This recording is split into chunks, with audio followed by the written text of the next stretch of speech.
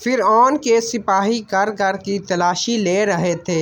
انہیں کسی ایسے نومولود بچے کی تلاش تھی جس کے بارے میں ان کا خیال تھا کہ وہ عنقریب ان کے لیے خطرے کا باعث بن سکتا ہے۔ وہ کسی بھی گھر میں اس طرح کا بچہ دیکھتے ہی فوراً اسے قتل کر دیتے تھے۔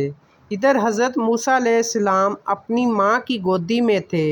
اللہ تعالیٰ نے ان کی ماں کی طرف وحی بھیجی کہ وہ حضرت موسیٰ علیہ السلام کو اپنا دودھ پلائے، اور اگر ان کے دل میں فرعون کے سپاہیوں کا خوف محسوس ہو تو وہ اپنے اس پھول سے بچے کو ایک تابوت میں رکھ کر دریا میں ڈال دے۔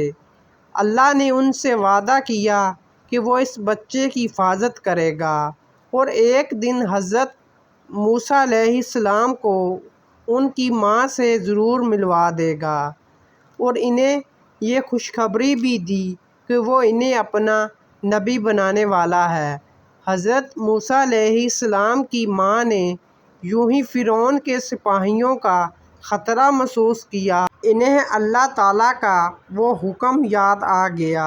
انہوں نے اپنے بچے کو تابوت میں رکھ کر دریا کی لہروں کے حوالے کر دیا۔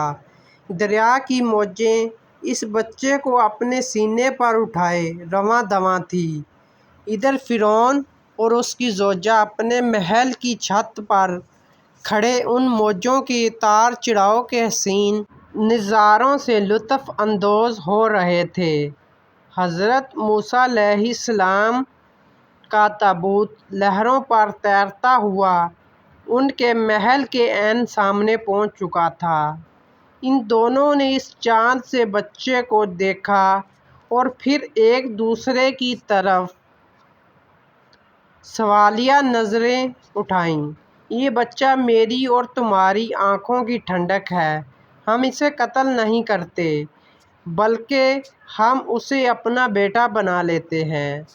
تم جانتے ہو ہم اولاد کی نعمت سے محروم ہیں اور ہمیں اولاد کی ضرورت ہے۔ فرعون کی زوجہ نے اپنے شوہر سے کہا۔ فرعون کو اپنی بیوی کی یہ بات بہت پسند آئی۔ انہوں نے بچے کو دریا سے باہر نکالا اور اپنا بیٹا بنا کر اپنے محل میں لے گئے۔ اب انہیں فوراً ایک اچھی سی دائیا کی ضرورت تھی۔ ادھر حضرت موسیٰ علیہ السلام کی ماں اپنے بیٹے کو دریا کے سپرد کر کے بہت پریشان ہو چکی تھی۔